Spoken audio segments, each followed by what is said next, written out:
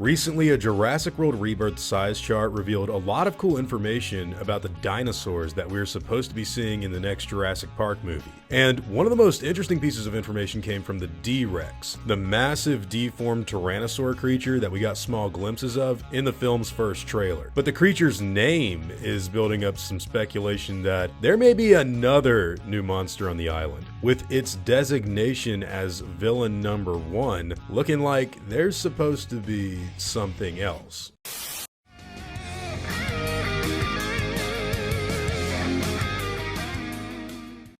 What's going on, guys? Hope you're all doing well. Now for today's video, I wanted to talk about the rumors of a secret dinosaur being on this new island in Jurassic World Rebirth. Now, of course, there's probably a lot of other dinosaurs that are in this movie that we just haven't gotten any new info on just yet, but this particular creature looks like it's even teased in some recent CinemaCon posters that just came out. Now, real quick, before we go any further, we have just gotten confirmation for the official name for the D-Rex in the movie. And while many fans thought that the title was going to be the filmmakers reusing the original name for the Indominus, which was the Distortus Rex in Jurassic World, the name of this new messed up individual is going to be called the Distortus Rex. I guess because of how messed up and disfigured it wound up being. I don't know why they're in these big containers. I mean, if you clone a dinosaur that was deformed and it just wound up living, what do you really have to learn from it by keeping it alive inside of some sort of stasis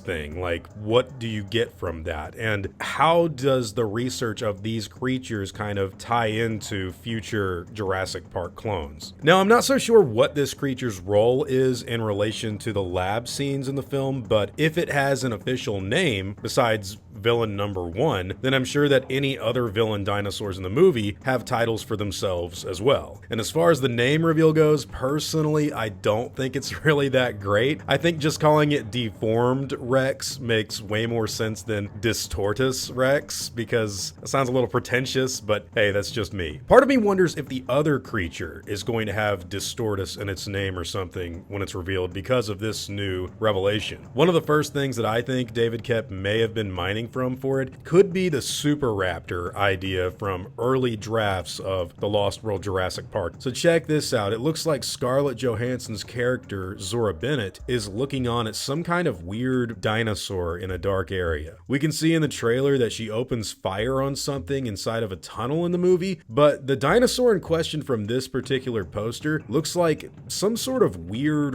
raptor-like animal with some serious issues. The scales and placement of its claws seem to imply that it's messed up and possibly deformed like the D-Rex, and in fact it reminds me a lot of the unused concept art for the Indoraptor that we got to see several years back. But what exactly is this thing, and why haven't we heard about it just yet? Well, the theories of some kind of weird raptor-like animal that is also in Jurassic World Rebirth have been around for a while, but admittedly it's hard to tell what's true and what could have some truth in it but is being misunderstood from some of the descriptions that have come out. All we really know is that with this size chart reveal, the D-Rex is being listed as villain number 1, and you know, whatever the other creature is might be something they are keeping super close to their chest. And when you think about it, the whole thing makes a lot of sense because they showed off the messed up T-Rex super early in the marketing. We were told right off the bat that this was a research facility for the original Jurassic Park and that there were a bunch of really terrible clones on this island that they never even had on Isla Sorna. So with that information being given so early in the trailers and marketing for Jurassic World Rebirth, I'm thinking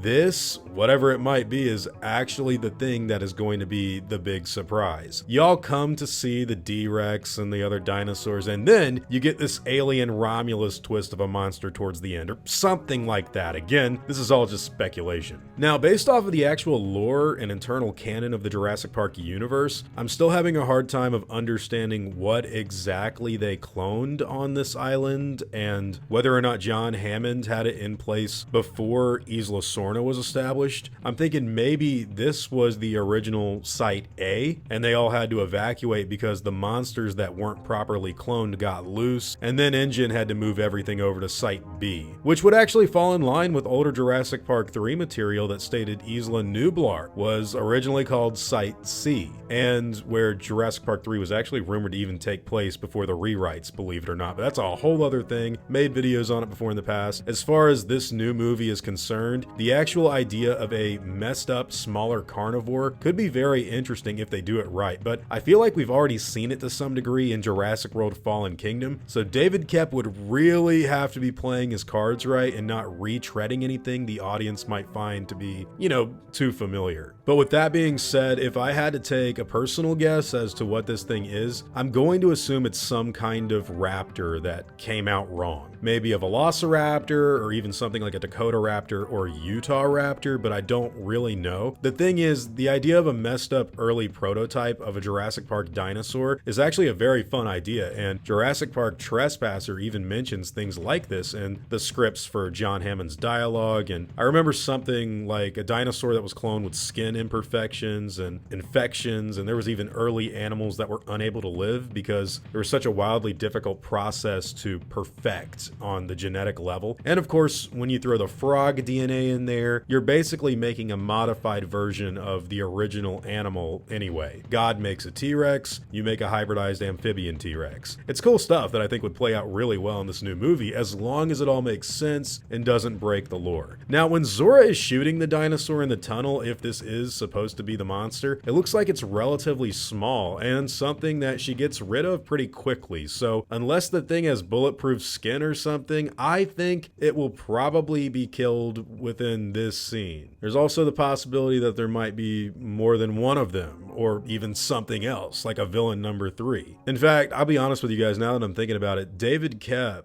wrote an elaborate unused action sequence for the Lost World Jurassic Park, where we find out towards the end of the movie that the worker village was actually a pteranodon nest. And when the rescue helicopter comes to save everyone, and yes, there is a rescue chopper in this size chart, it gets attacked by the pteranodons and a bunch of wild stuff goes down at night with these smaller flying reptiles. And some of the descriptions of these raptor-like creatures state that they have some kind of malformed wings or something. I'm not too sure if that's describing feathers or maybe some messed up webbed arms or legs or something like that. I don't know, but just something to think about when it comes to the secrecy surrounding whatever villain number 2 ends up being. Personally, if I had to really take a crack at what Jurassic World Rebirth is going to end up being, I think the trailers are trying to sell us on the idea of like, just come back to the theater, we've got a classic Jurassic Park movie, and even I myself watching the stuff is like, yeah, it sounds good, but I feel like I've seen a lot of this stuff before. So what do? You bank on either making a truly fun retread of Jurassic Park material in a very similar way to like what Alien Romulus did, which I thought was fine, but I didn't think it was like as good as Alien or Aliens or even some of the other sequels in my personal opinion. But then you've got another idea where you just go totally crazy and offer like a brand new thing that we've never seen before. Admittedly, we've seen the Indominus Rex, we've seen the Indoraptor, we've even had Spinosaurus in that role in Jurassic Park 3, and not to mention they just did a Giganotosaurus in Jurassic World Dominion. So like the D-Rex has been all over the promotional material. If there is a secret villain number 2 dinosaur in this movie that is a malformed creature of some kind, I am wondering what they're going to do with it and what is going on with all the like rumors about it having wings or something. I don't know, but it is interesting to note that the size chart reveal of villain number 1, the posters that have Scarlett staring at some sort of weird creature, it's cool stuff, and I just hope this movie makes logical sense with like this whole island and the facility in general, because think about it guys, if this one is actually good, if this is a really good Jurassic Park sequel that every one of us walks away from going, you know what, I had a good time, that could be massive for the brand. But